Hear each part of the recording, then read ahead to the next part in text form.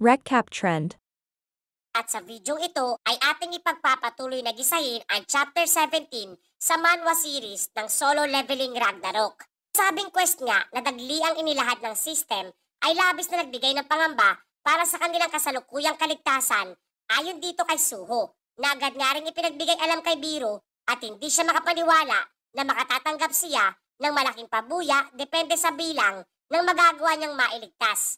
Kung kahit hindi na nga raw nakapagtataka pa na dumating ang panahon na mas maraming bilang ng mga tao ang malalagay sa panganib. At upang di mapaghalataan, ay pakunwari niyang isinaad ang posibilidad na nalalagay sa isang delikadong sitwasyon etong strike squad sa kasalukuyan batay sa kanyang intuisyon para dito kay Instructor Lim Dog-yun. Agad nga niyang inatasan ang kanyang mga alagad na goblin na paalisin na ang naturang guro sa lugar na iyon. Ngunit kapwa ay nag-aalala ito sa kanyang kaligtasan at kung ano na ang kanyang gagawin sa kasalukuyan. Sinagot naman siya nitong si Suho na kanyang hahanapin ng strike squad na ikinabigla nitong marinig at naunawaan na oras na mas pinili niyang manatili ay literal na magiging pabigat lamang siya para dito sa binata. Kung kaya't nagpa siya na rin itong lumabas at agarang humingi ng tulong sa Hunters Association. Pagkaalis nga nitong si Mr. Lim Dog-yun ay kagad na tinawag nitong binata etong si Gray at inactivate ang kanyang skill na Beast Possession upang maging mas mabilis ang pagkilos niya sa paghahanap ng mga miyembro na ngayon nawawalang strike squad. Samantalang sa mas malalim na bahagi ng gusali ay makikita ang bakas ng mga nagkalat na dugo sa lapag nitong mga walang malay na miyembro ng strike squad. Habang hila-hila nitong demonyo, ang aniya ay kanilang magsisilbing panibagong panggatong. Ipinagyabang pa nga niya ang kanyang natamong tagumpay habang ayon naman sa iba niyang kasamang demonyo na magbubukas na ang daluyan upang magawang makalabas ang iba pa nilang mga kasamahan. Kaya't dapat nga niyang ihanda ang kanilang mga magiging karagdagang panggatong mga master. Masaya nga ang mga ito, buhat ng magagawa nilang makalikha pa ng panibagong karagdagang batch ng produktong Stardust nang walang anumang problema. Ipinaliwanag nga nito na mula iyon sa klase ng lason na silang mga demonyo lamang ang may alam. At itong araw ay nagmula sa tinatawag na Berserk Poison na nagagawang palakasin ang maikang tinataglay ng isang individual. Subalit ang epekto nga raw nito ay ang pagpapaigsi ng buhay ng sinumang gumagamit. Ang lahat nga raw ng kanilang kaalamang tinataglay sa ngayon upang lumikha ng tinatawag na Stardust ay mula sa tulong nitong mga tinatawag na apostol. Gayon din ang mga bugaw nga daw na apoy na tinatawag na Beastburn na nagagawang alisin ang kakayang makapag-isip ng rasyonal ng sinumang mga tao ay dala din nitong mga nasabing nilalang sa naturang planeta. At sa tulong nga daw ng mga apostol, silang mga nasa mababang uri ng mga demonyo ay mabibigyan ng pagkakataong lumakas pa. Samantalang nadama naman itong mga nasabing halimaw ang presensya nitong binata at nilubos na maisip na may natitira pang buhay mula sa grupo ng mga hunter na papalapit sa kanilang direksyon. Hanggang sa maya-maya ay bigla na lamang tumalsik ang pinto nitong silid na kanilang kinaroroonan. At kapatuluyang napukaw na ang atensyon nitong tatlo sa isang ingranding pasabog na pagpasok nitong si Suho.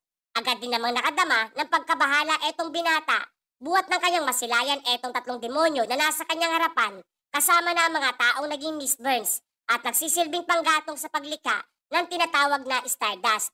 Ngunit magkaganoon man, ay masaya niyang napag-alaman na kasalukuyan ay buhay pa etong 7 miyembro ng strike squad. Samantalang walang anumang sinayang na sandali etong kaninang demonyo na umatake sa buong grupo at nagpakawala ng kaniyang napakalakas na pag-atake patungo sa leeg nitong si Suho na kagad din lamang niyang madaling naiwasan. Nakapay kinabigla din itong demonyo na masilayan buhat sa hindi niya inaasahan ang bilis ng reaksyon mayroon etong binata na ngayon nga ay nagtanong din kung sila ang pumaslang sa iba pang mga hunter na kaniyang nasilayan sa kaniyang daraanan patungo sa naturang silid. Kasabay ng pagpapatalsik niya dito, papalayo sa kaniya. Kapwa na bahala naman etong kapwa kaniya palang dalawang kapatid pang demonyo at ninais na sumali na rin sa kanilang sagupaan at kapwa gumamit din ng tinatawag na Stardust upang madagdagan ang kanilang lakas na tinataglay. Samantalang sa kabilang banda ay ating masisilayan na patuloy lamang ang bakbaka nitong sina Suho at ng isa pang demonyo hanggang sa bigla na lamang siyang nabahala nung kanyang nasilayan na do'y sumali na rin ang dalawa pang demonyong naroroon. Matagumpay nga niyang naiwasan ang napakalakas na pag-atake ng pinakamalaking demonyo. Subalit mula sa kanyang likurang bahagi naman ay matagumpay siyang tinamaan ng malakidlat na kapangyarihan nitong kasama niya na literal na ininda nitong si Suho at eto nga ikatlong demonyo ay kapwa ni nais ring wakasan ang buhay nitong binata sa mga oras na iyon. Ngunit mabuti na nga lamang ay nagawa pa rin itong si Suho na magsamon ng kanyang mga alagad upang maging depensa ang kumpol ng kanyang mga shadow goblin laban sa naturang demonyo. Nabigla nga rin etong ikalawang demonyo sa kapangyarihan na kanyang nasilayan at nagbunsod ng pagkawala nito sa kanyang focus. Kaya't madali lamang siyang naihagis itong binata papalayo sa lapag. Kapwa napagtanto din itong kaniya pang mga kasamahan na ganoon ang klase di umano ng kapangyarihan na kanilang nasilayan noong naganap ang tuluyang pagkaubos ng mga demonyo at labis nga daw na nahahawig ito sa klase ng kapangyarihan mayroon ang Shadow Monarch mga master.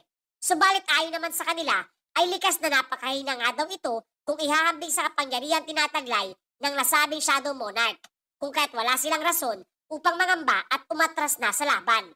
Habang walang kaalam-alam ang mga ito na etong individual pala na kanilang kinakaharap ay siyang anak ng mismong monarch na kanilang kinatatakutan. Kapwa nga rin napagtanto nitong si Suho na mahina ang mga ito kaysa sa kay Brokey kung ihahambing sa mano-manong labanan. Subalit ibang usapan na nga daw ngayong lumalaban ang mga ito ng grupo at sama-sama. Literal na masasayang nga daw ang kanyang manang tinataglay kung patuloy niyang gagamitin ang mga mahihinang goblin sa pakikipaglaban sa mga nasabing demonyo. Pagkatapos ay kanyang naalala ang tungkol sa isinagawa nitong si Biro na pagkain sa parte ng labi ng napaslang na si Brokey upang sana'y alamin ang mga impormasyon nitong nalalaman hinggil sa itarim. Saan nga nitong si Biro na sa bawat araw na lumilipas matapos na mapaslang ang isang individual ay mas nagiging mahina di umano ang kapangyarihan nito kapag nilikhang Shadow Soldier. At natanong nga rin niya itong binata kung bakit mas pinili itong kanilang young monarch na itabi ang labi nitong naturang hyena. Ayon naman kay Suho, nabuhat nga raw ito sa kanyang nasilayan sa uling mga sandali, mayroon etong naturang nilalang. At kung ang kaniyang uling pakikipaglaban ay puno di umano ng pagsisisi, buhat sa siya ay kinontrol ng itarim, ay malaki ang posibilidad na tulungan siya nito at maging kanyang bagong alagad na anino. Subalit kung nais nga daw niyang isagawa iyon, ay nararapat lamang na humingi siya ng permiso mula kay Gray na dati niyang pinaglilingkuran. Nanoy ka pa pumayag din sa kanyang naturang panukala. Muli namang ibinalik ang eksena sa kasalukuyan at ating masisilayan na ginamit na nitong si Suho ang susi patungo sa Shadow Dungeon at do'y sinubukang tawagin ang anino nitong yumaong si Brokey na agarang tinanong nito kung nagsisisi sa lahat ng kanyang nagawa at nais nga daw niyang bigyan siya ng pagkakataon upang muling lumaban. Tanging tumugon lamang daw ito sa kanyang panawagan. Hanggang sa makikita naman natin na agad nga nagpakita ng reaksyon etong anino ni Brokey at bumuo ng isang bagong imahe ng anino na dagli ang tinahak ang lokasyon nitong si Suho mga master. Makikita natin nagpakawala nga ito ng isang napakalakas na palahaw kasabay ng paglalahad ng kanyang ranggo na kasalukuyang nasa level 1 pa lamang. Nabigla naman sa kanilang nasilayan etong tatlong demonyo at napagtanto na etong individual na nasa kanilang harapan ang siyang tumalo sa hyena na si Brokey. Samantalang payag nga ni Suho na ngayon nga daw nakasama na nila etong si Brokey ay kanila nang natapatan nitong si Gray ang bilang ng mga demonyo na kanilang kinakalaban. Habang nalulungkot naman etong si Biro buhat sa pagkakaitsapwera niya sa nagiging takbo ng kanilang laban. Pagkatapos ay kaagad na ngang kumilos etong si Suho kasamang shadow na si Brokey upang sagupain ang grupo nitong tatlong demonyo.